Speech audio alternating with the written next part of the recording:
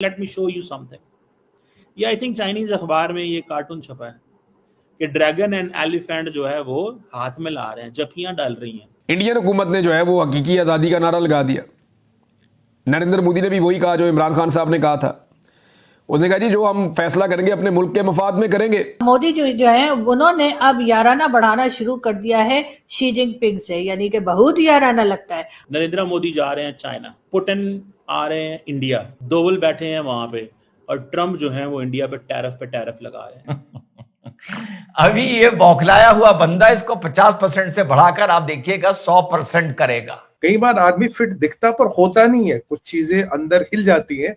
मुझे लगता है वही ट्रम्प के साथ हुआ। ट्रम्प ऐसा रॉकेट है जो खुद बैकफायर हो गया, और अब हमें ये लग रहा है कि यकीनन अगर ये दोनों आपस में मिल गए तो फिर तेरा क्या होगा, कालिया वाली कहानी कहीं हमारे ऊपर फिट ना आ जाए। पण मसूद अजहर ये अब बैगिंग बॉल उन्होंने पकड़ लिया, वो कशकूल लेके फिरदे पए ने ते ओ कह रहे ने अल्लाह दे नां ते। अमेरिका को मजीद गुस्सा चढ़ेगा कि ये जो मोदी साहब चाइना जा रहा है, वो इधर रशियन प्रेसिडेंट इंडिया आ रहा है। 4 कंट्रियां B4 कंट्रियां मानी जाती है, इंडिया, अमेरिका, रशिया और चाइना। ये ऐसा अमेरिका का राष्ट्रपति पहली बार है जिसने 4 में से 3 के साथ पंगा ले लिया। अल्लाह के नाम पर भाई क्या मांगा जा रहा है? जो भावलपुर में तबाही और बर्बादी हुई थी उसको, इस स्ट्रक्चर को एक बार फिर खड़ा करने के लिए वो चंदा मांग रहे हैं। अभी इंडियंस ने पहले ही कहना शुरू कर दिया है, we should not be looking towards America. America is not our friend. America हमारा दोस्त नहीं है। इस वक्त चाइनीज सबसे ज्यादा पत्ते डाल रहे हैं। नमस्कार दोस्तों, ट्रंप ने इंडिया पर नए टैरिफ ठोंक दिए हैं और इसका सीधा इम्पैक्ट दिख रहा है भारत के फॉरेन पॉलिसी डिसीजन में। भारत बिल्कुल भी नहीं झुक रहा और ये वो वक्त है जब हर एक भारतीय मोदी जी के साथ खड़ा है। और इसी बीच भारत का रूस और चीन के साथ रिश्ता और भी गहरा होता जा रहा है। अजीत डोभाल का रूस विजिट और पुतिन का भारत आना, ये सब सिग्नल्स है कि इंडिया रशिया टाइज अब सिर्फ डिफेंस तक सीमित नहीं रहेंगे बल्कि ट्रेड और जियोपॉलिटिकल अलाइनमेंट तक पहुंच चुके हैं।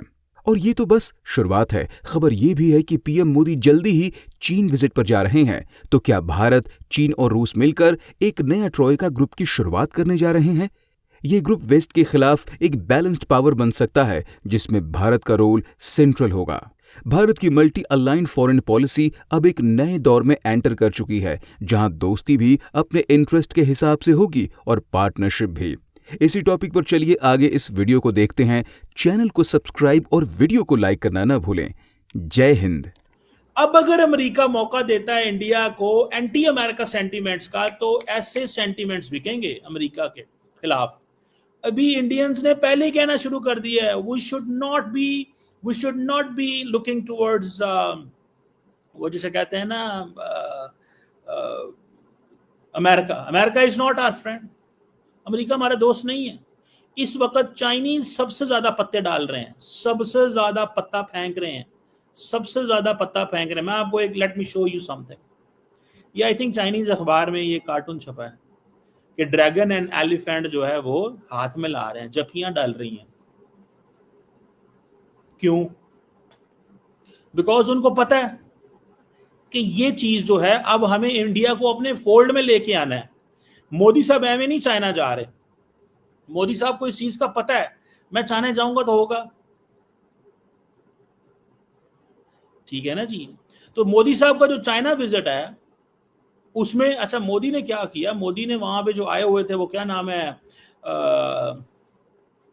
यानी फिलिपाइन के लीडर, उसको भी सपोर्ट कर डाला टका के, ठीक है, उसको भी सपोर्ट कर डाला। अब सवाल ये है कि मोदी साहब वहां पे जब जाएंगे, मोदी साहब वहां पे जब अपनी पोजीशन एस्टैब्लिश करेंगे तो क्या होगा? मोदी साहब वहां पे जाएंगे और कहेंगे कि भाई साहब मैं ये सारा कुछ अब जो है वो आपके साथ ताल्लुक ठीक करने आया हूं। अब इंडिया के ऊपर प्रेशर है। डॉक्टर जयशंकर पहले ही पार्लियामेंट के अंदर खड़े होकर कह चुके हैं कि मुझे प्रो इंडिया, मुझे चाइना की तरफ जाना है, हमें अपने ऑप्शंस खोलने चाहिए।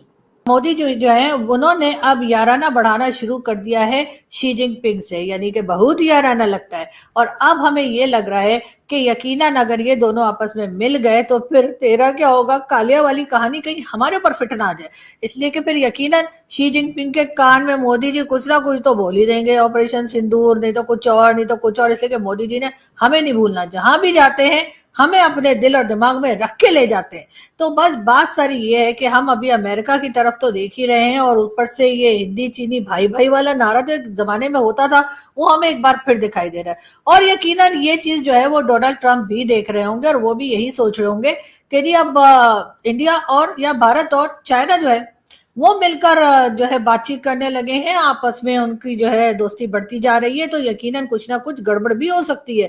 वैसे तो कहा यह जा रहा है कि जी एससीओ की मीटिंग की वजह से मोदी जी चाइना जा रहे हैं, लेकिन सुना यह है कि मोदी जी पिछले 5-6 साल से चाइना नहीं गए। हालांकि चाइना तो उधर ही है, हमारे बंदे तो हर वक्त चाइना जाते रहते हैं। कभी हमारे प्रेसिडेंट साहब चाइना जाते हैं, कभी हमारे प्राइम मिनिस्टर चाइना जाते हैं, कभी हमारे भाई लोग चाइना जाते हैं, लेकिन हमारा चाइना जाना और होता है। इसलिए कि हम जा जाकर उनको ये बताते हैं अपने वर्कर भेज दो, अगली बार हम नहीं उड़ाएंगे। हमने टीटीपी को भी कंट्रोल कर लिया है, और हमने बीएलए को भी समझा दिया, और बाकी सबसे भी कह दिया कि भाई देखो चाइनीज को मत मारना। लेकिन उसके बाद फिर दोबारा वो आ जाते हैं उनके वर्कर, फिर उड़ा देते हैं।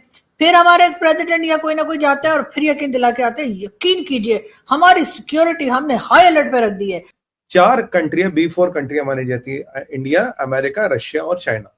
ये ऐसा अमेरिका का राष्ट्रपति पहली बार है जिसने 4 में से 3 के साथ पंगा ले लिया। और अगर मैं इन तीनों में देखूं, दुनिया की आधी आबादी, दुनिया का आधा जीडीपी, दुनिया का सबसे ज्यादा फॉरेन एक्सचेंज रिजर्व, सबसे बड़ा न्यूक्लियर आर्सेनल, सबसे बड़ी इकोनॉमी, सबसे बड़ा यूथ पावर, सबसे बड़ा मार्केट, सबसे बड़ी जीडीपी और ग्रोथ इन 3 कंट्रियों में बसती है।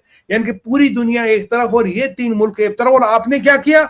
आपने उससे पंगा ले लिया। और किसके लिए? कि भैया आप रशिया से तेल खरीद रहे हो, रशिया से तेल खरीदो, हमारी मर्जी, जिससे मर्जी खरीदे। और कल इस ट्रंप से, इस लूल चंद से कल एक सवाल पूछा था। इस लूल चंद से सवाल, क्या नाम लिया आपने? लूल चंद। अच्छा, लूल चंद, ये नया नाम है। हाँ, नया नाम है ना। इसमें इससे कल एक सवाल पूछा गया था, बोला भैया एक बात बताओ, जो तुम $1.2 बिलियन का यूरेनियम पुतिन से खरीद रहे हो, जो तुम रशिया से एनर्जी खरीद रहे हो, मतलब तेल रिफाइन करके रशियन तेल दाएं बाएं से खरीद रहे हो, ये क्या है? कहता मुझे तो पता ही नहीं।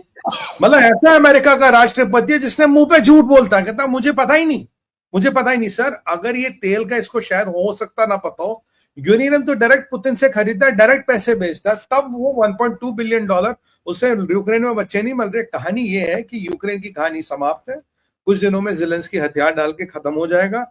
ट्रंप ने इसकी जो ये गीदड़ बत्तियां दे रहा था उससे डरा नहीं। देखिए पहले से न्यूक्लियर सबमरीन्स की बात की, मैं न्यूक्लियर सबमरीन्स डिप्लॉय करूंगा। मेडीव ने से डेड मैन हैंड याद दिलाया, डेड मैन स्विच याद दिलाया।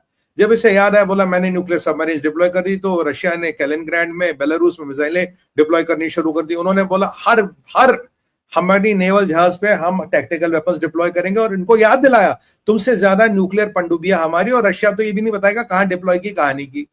तो इनकी जब हालत खराब हुई, फिर इसने भेजा अपने व्यापारी मित्र स्टीव विटकॉक। और विटकॉक क्या है सर? कोई डिप्लोमेट थोड़ी ना, कोई वो IAS IFS थोड़ी ना, वो तो एक व्यापारी है अमेरिका का, वो तो बिल्डर है।